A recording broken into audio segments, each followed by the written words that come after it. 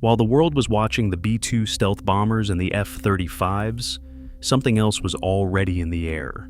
No pilots, no cockpits, just missiles flying at 500 miles per hour, 50 feet off the ground, in complete darkness, on a flight path calculated to the meter before they left the ship.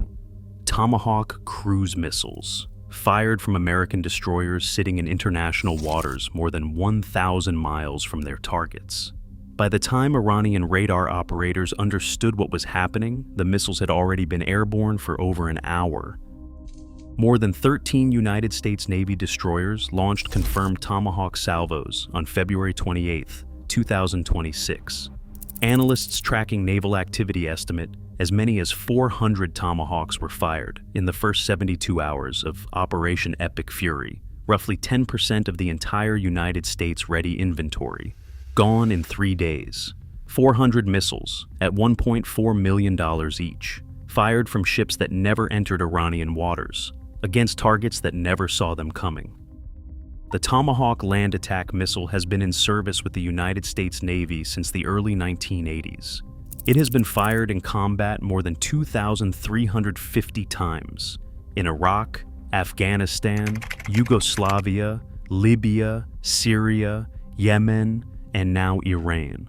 Every American president since the Cold War has reached for it first when the situation required hitting something far away without putting pilots at risk.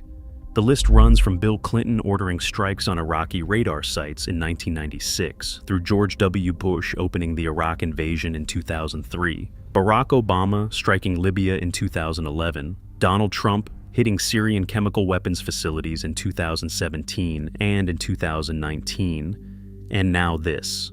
The Tomahawk is the weapon a president reaches for when the target needs to be hit tonight, precisely, and the answer to what if something goes wrong cannot be a pilot in enemy custody.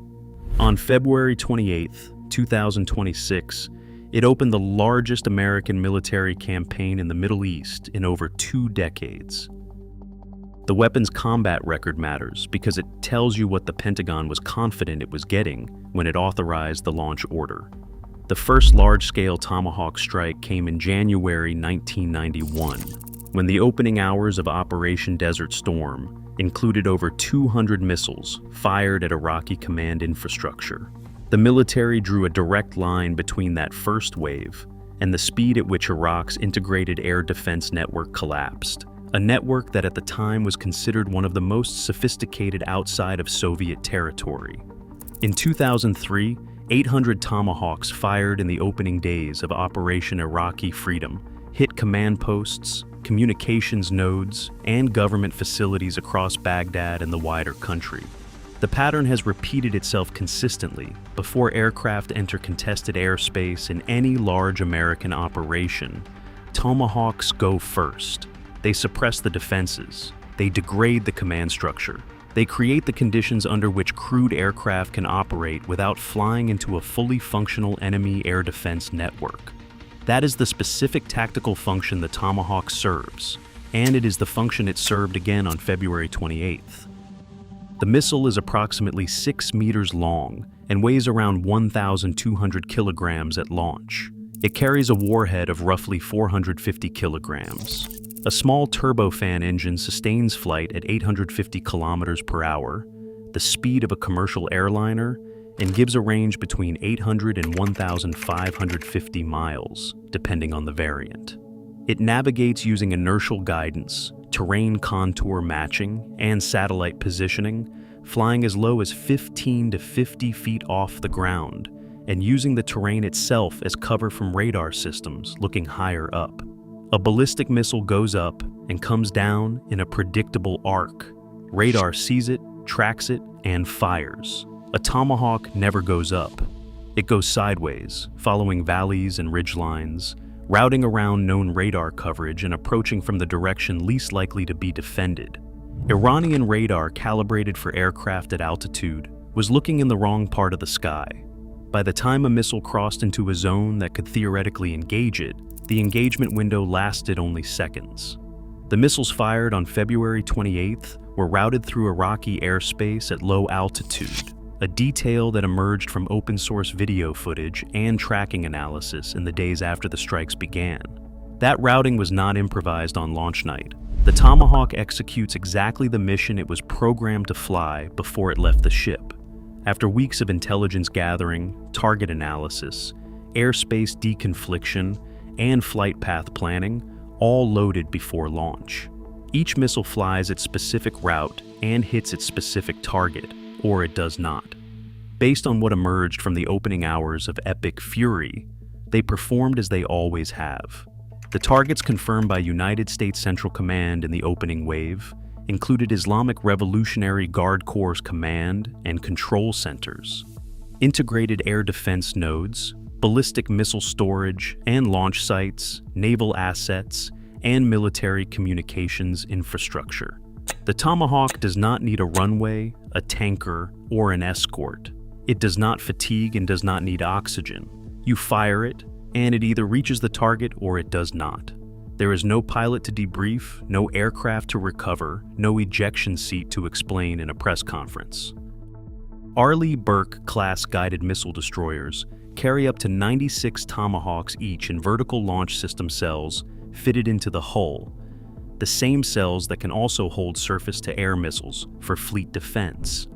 The ship switches roles depending on what the moment requires.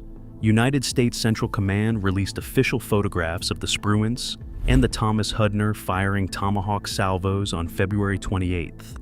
The images show each missile blasting clear of the launch cell on a column of exhaust, leveling out, and dropping to low altitude toward Iran. Attack submarines carry Tomahawks too, and fire them submerged through torpedo tubes or dedicated vertical launch cells. Nobody can detect the launch platform until the missile is already well past any intercept range. Between the surface ships and the submarines, the missiles were coming from positions hundreds of miles apart, from multiple directions, timed to arrive within seconds of each other.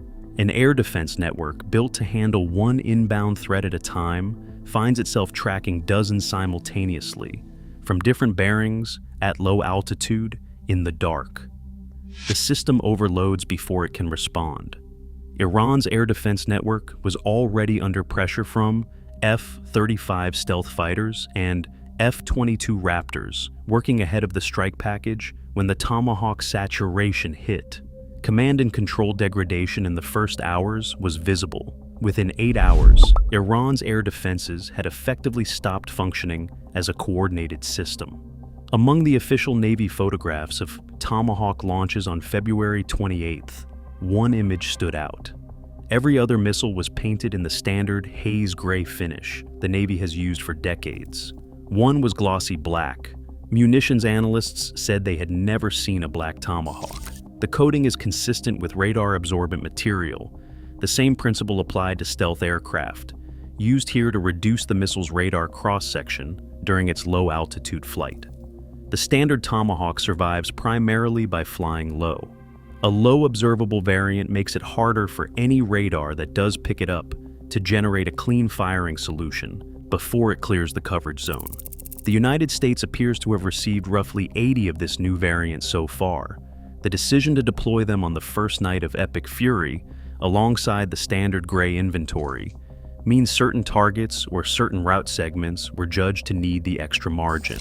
The Pentagon has not said which ones, and likely will not. Analyst Colby Badwar, who has been tracking the operation closely, called it notable that the new variant was being used for the first time here. The United States Army has probably received only about 80 of those missiles from the manufacturer so far. Deploying them in the opening hours of a major campaign, rather than holding them in reserve, is a statement about what was being targeted. Now the numbers that are causing concern in Washington. 400 missiles, at $1.4 million each, equals $560 million in standoff strike capability, fired in 72 hours. The United States stockpile sits at approximately 4,000 to 4,150 Tomahawks total. With 400 gone, that is 10% of that inventory, spent in 3 days. The United States produces roughly 90 to 100 Tomahawks per year at current rates. Replacing what was fired in the first 3 days of Epic Fury takes between 4 and 5 years. In Operation Iraqi Freedom in 2003, the United States fired approximately 800 Tomahawks across the entire campaign. The first 3 days of Epic Fury was already half that number. Raytheon has announced plans to increase annual production to over 1,000 missiles per year, but the supply chain cannot be scaled in months. Solid rocket motors come from a limited number of facilities. Precision guidance components have single-source suppliers with lead times measured in years, not quarters. Assembly lines running at low rates for a decade cannot double output because a general files a purchase order. Defense analysts and members of Congress are not being subtle about this. The United States built its strike doctrine around a weapon it cannot currently replace anywhere near the rate it uses it. Raytheon's production plan is the right direction, but the gap between what exists now and what the plan produces will take years to close.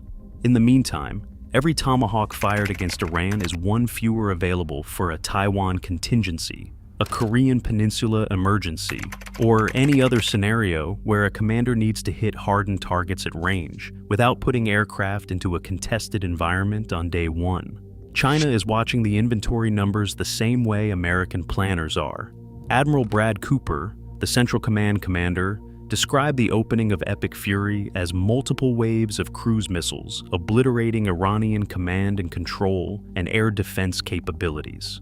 That word, obliterating, describes specifically what happens when dozens of precision weapons arrive at distributed targets within seconds of each other. One missile arriving over the course of an hour can be tracked, assessed, and responded to. 30 missiles arriving simultaneously from different directions, at nodes spread across hundreds of square kilometers, cannot be responded to before the damage is done.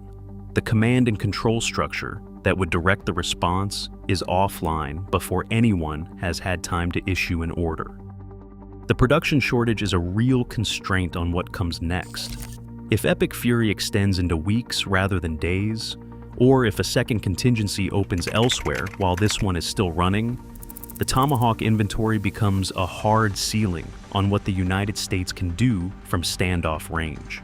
Commanders would have to choose between conserving missiles for a higher priority scenario or continuing to expend them at the current rate. That is not a theoretical problem. It is the conversation happening in the Pentagon right now, and it will shape how the campaign is conducted from this point forward.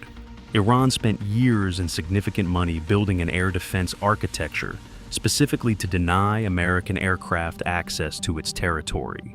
Radar networks, Russian-made surface-to-air missiles, trained crews, assets dispersed to prevent a single concentrated strike from taking everything down at once. The architecture was designed around the threat of aircraft, crewed aircraft that have to enter Iranian airspace, that show up on radar, that need established corridors and specific approach angles. The Tomahawk fits none of that model. It came from the sea. It came from below radar coverage. It came from platforms no Iranian battery could locate or target. It came from positions that no Iranian interceptor aircraft had time to reach. 40 years in service, more than 2,350 combat firings. Each time, the same sequence. The launch cell opens, the missile clears the deck, the turbofan lights, and the weapon drops to 50 feet and disappears. The ship moves on. The missile flies its programmed route for an hour or two, or whatever the distance requires, and somewhere in Iran or Iraq or Syria, a building that was standing is no longer standing, and the crew that fired the weapon may not even know yet whether it hit. The operational picture fills in later. The missile already did its job long before the after-action report is written. A weapon that costs a fraction of any crewed aircraft and puts no American life at risk from the moment it clears the launch cell. Iranian radar operators watching their screens on the night of February 28th saw nothing and then saw impacts.